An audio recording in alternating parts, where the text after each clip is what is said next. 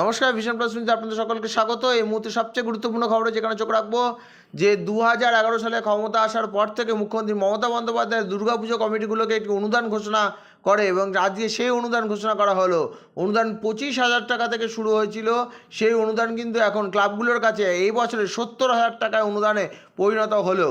এই অনুদান কিন্তু মানুষের পয়সায় অনুদান এবং বিদ্যুতের 75% ছাড়, 66.66% থেকে 75% বিদ্যুতের মূল্যের উপর ছাড় দেওয়া হবে এবং গভর্নমেন্টের যাবতীয় ফিস কিন্তু সম্পূর্ণ ফ্রি করে দেওয়া হলো, মানে যেটি আগে ছিল সেটাও করে দেওয়া হলো। এবং জেলায় জেলায় কার্নিভালের ঘোষণা করলেন মুখ্যমন্ত্রী মমতা বন্দ্যোপাধ্যায়। কী বললেন ঠিক মঞ্চ থেকে দাঁড়িয়ে, এবং সঙ্গে ছিলেন ডিজি রাজীব কুমার এবং কলকাতা পুলিশ কমিশনার বিনীত গোয়েল।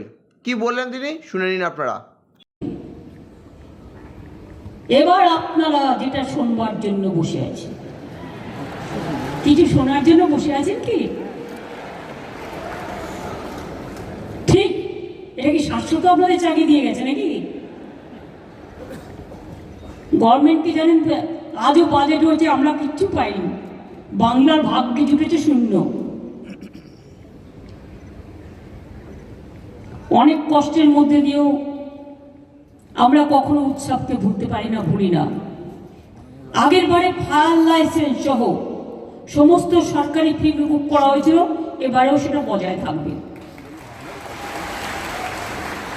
বিদ্যুতের ছাড় আগের বারে ছিল 2/3 মানে 66%, কিন্তু এবার আমি সিএসসির সাথে কথা বলেছি এবং পাওয়ার ডিপার্টমেন্টের শান্তনু অরূপের সাথেও কথা বলেছি। আমি বলেছি 66% হবে না, 75% ছাড় করো, কারণ বিদ্যুতের দামটা একটু বেশি করে দিয়েছে। আর গতবারে অনুদান পেয়েছিলেন কত?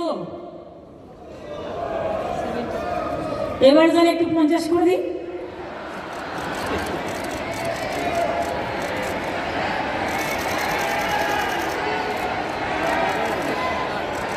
জেলাগুলো কি বলছে, ব্লকগুলো কি বলছে, পুজো কমিটি কি বলছে? এই একই সবসময় অতটা লাফি বাড়ানো যায়? আস্তে আস্তে ওঠো, স্ল্যাব আছে না। প্রথম যখন শুরু করেছিলাম 25,000 দিয়ে, ঠিক তো? তারপরে আস্তে আস্তে আস্তে আস্তে 70 এসছে।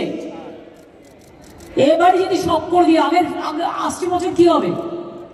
80 বছরের জন্য তো রেখে দিতে হবে।